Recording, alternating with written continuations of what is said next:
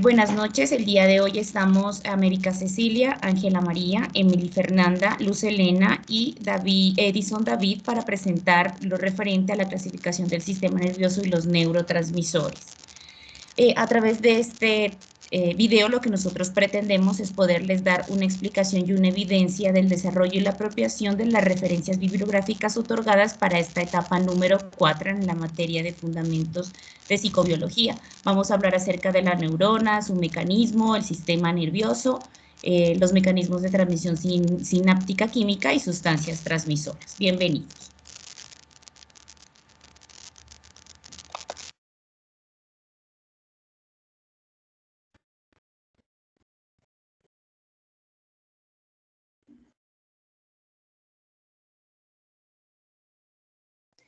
Buenas noches, compañeros. En esta ocasión hablaremos de lo que es la filogénesis y la ontogénesis del sistema nervioso y a conocer la diferencia entre la una y la otra. Filogénesis se refiere al estudio y a la evolución del sistema nervioso a lo largo de la historia evolutiva de los organismos. Nos informa cómo ha evolucionado el sistema nervioso a lo largo del tiempo en las diferentes especies del reino animal, desde sus estructuras y sus organismos más primitivos hasta los organismos más complejos. Nos permite identificar similitudes y diferencias en la organización y función del sistema nervioso. Además, a través del tiempo, nos informa cómo han ido evolucionando las capacidades sensoriales, motoras y cognitivas del reino animal.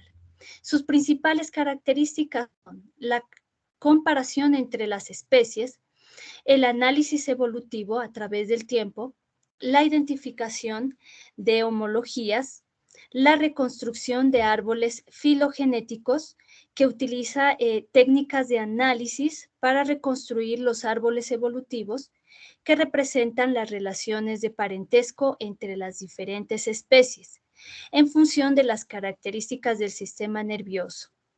Las inferencias sobre adaptaciones. Estas inferencias nos permiten hacer un análisis evolutivo de cómo influye el medio ambiente o el entorno en la formación del sistema nervioso de los diferentes organismos, en respuesta a presiones selectivas y cambios ambientales a lo largo de todo el tiempo. La ontogénesis se refiere al proceso y desarrollo individual de cada organismo, desde el momento de la concepción hasta la madurez. El sistema nervioso, su desarrollo y su formación de todas sus estructuras en cada uno de nosotros, desde antes de nacer, o sea, desde nuestra etapa embrionaria hasta la adultez, cómo se han ido formando cada una de las estructuras del sistema nervioso. Nos explica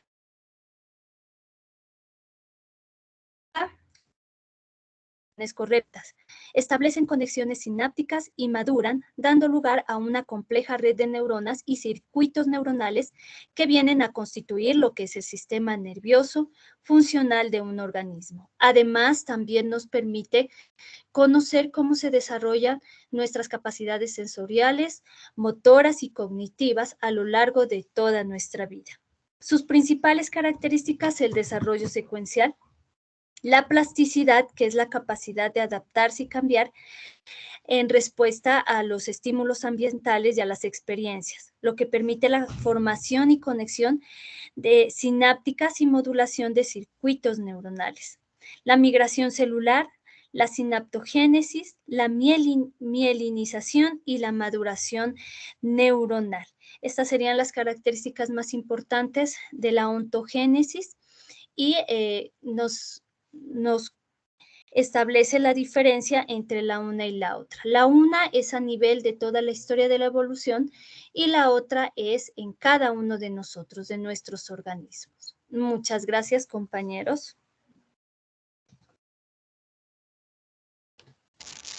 Bueno, a mí me corresponde explicar qué son las neuronas. Las neuronas pues son diminutas células encargadas de participar en todas las funciones relativas al sistema nervioso. Teniendo en cuenta nuestro cerebro, existen más o menos cuando nosotros nacemos alrededor de 80 millones de ellas. Conforme vamos creciendo, el número de neuronas es inevitable que desaparezcan. Se dice que más o menos a los 80 años perdemos el 30% de ellas. A lo largo del día, pues perdemos y regeneramos neuronas constantemente de acuerdo a cada una de las actividades que nosotros nos dediquemos. Mediante los procesos de regeneración que lleva una neurona, pues regeneran nuevas conexiones y por ende se pueden generar nuevas plasticidades y formas de actuar, de ver el mundo y de contemplar las cosas. Dentro del deterioro es muy importante tener en cuenta que para estas conductas como beber, fumar, no comer, no dormir bien, manejar tensión o estrés, llevará siempre a que una persona tenga una disminución mucho más temprana y considerable de estas neuronas.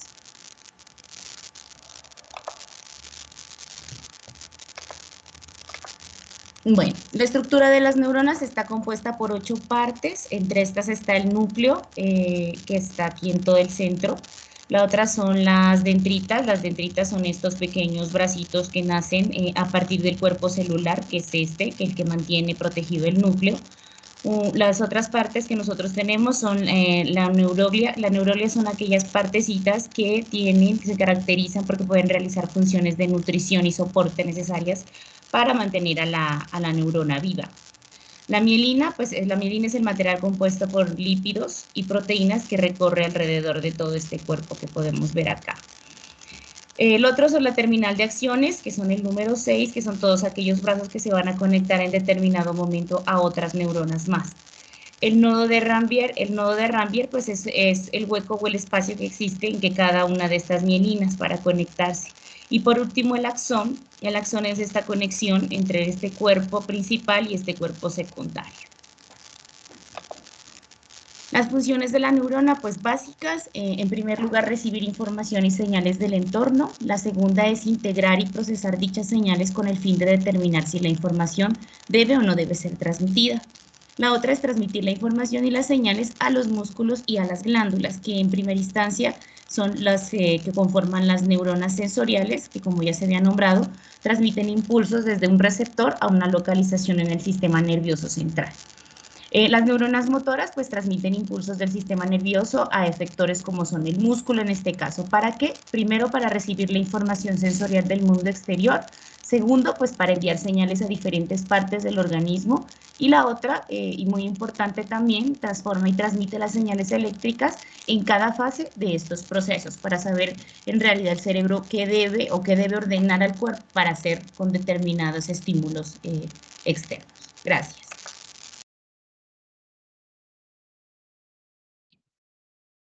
La estructura del sistema nervioso se compone por dos partes principales. La primera es el sistema nervioso central, que controla todas las funciones corporales. Está conformado por el encéfalo y la médula espinal, encontrados en el cráneo y la columna vertebral. El segundo es el sistema nervioso periférico, compuesto por los nervios, los ganglios nerviosos y las respectivas terminaciones nerviosas. Este a su vez se subdivide en dos categorías. El sistema nervioso somático, que recibe las fibras aferentes, procesa información dentro de los circuitos centrales y crea diferencias hacia las células del tejido conectivo, hacia los músculos lisos, hacia las secretoras y hacia el sistema inmune.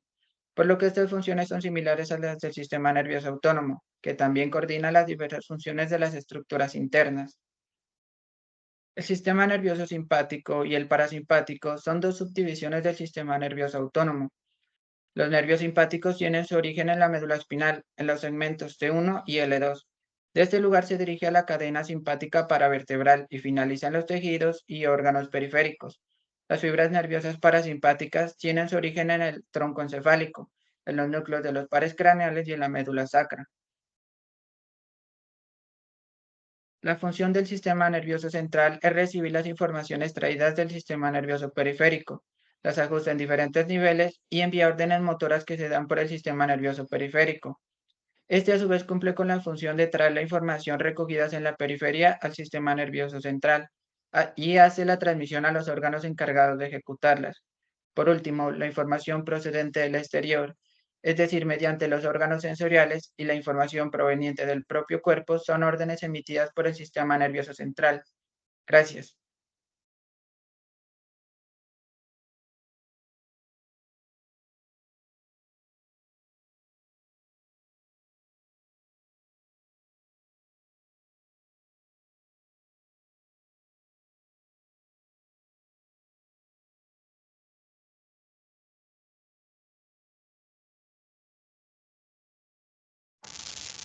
Enciende el micrófono, compañera.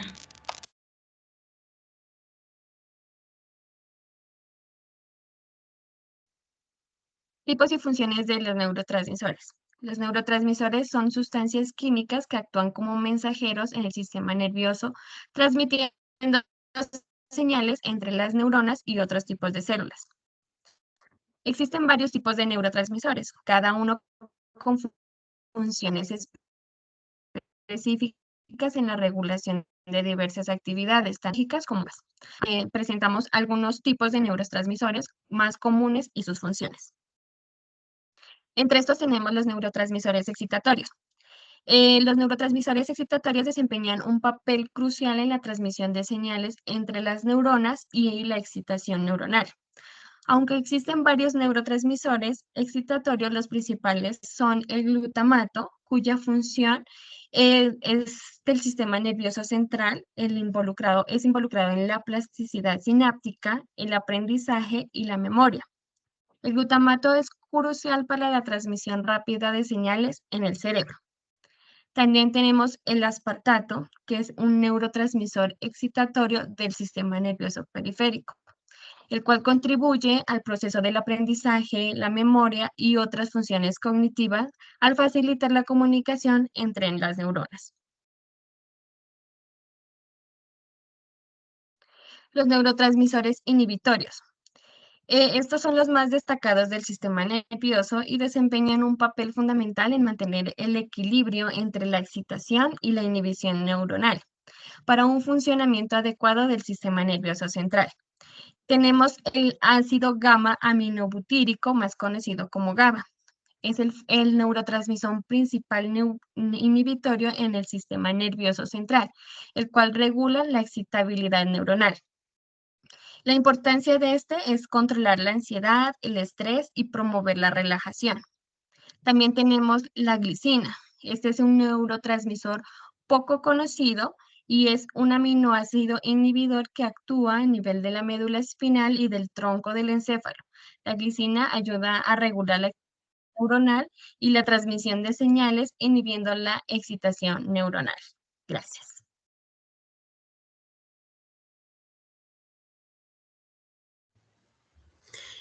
Bueno, a mí el tema que me tocó fue transmisión sináptica. La estructura de la transmisión sináptica es que es un proceso fundamental en el sistema nervioso que permite la comunicación entre las neuronas. Este proceso ocurre en la sinapsis, que es el punto de contacto entre dos neuronas. Una sinapsis se compone de una neurona presináptica que envía la señal y una neurona postsináptica que recibe la señal. El espacio entre ambas se conoce como hendidura sináptica. La función de esta es el proceso de transmisión sináptica comienza cuando un potencial de acción, que es una señal eléctrica, llega a la terminal presináptica de la neurona. Esta señal eléctrica desencadena la apertura de canales de calcio voltaje dependientes en la membrana presináptica, lo que permite la entrada de iones de calcio en la neurona. El aumento de la concentración de iones de calcio en la neurona presináptica provoca la función de las vesículas sinápticas que contienen neurotransmisores con la membrana presináptica. Los neurotransmisores son liberados en la hendidura sináptica y se unen a los receptores específicos en la membrana postsináptica. La unión de los neurotransmisores a sus receptores provoca cambios en la permeabilidad de la membrana postsináptica a la creación de una potencial de acción en la neurona postsináptica, continuando así la transmisión de la señal. Gracias.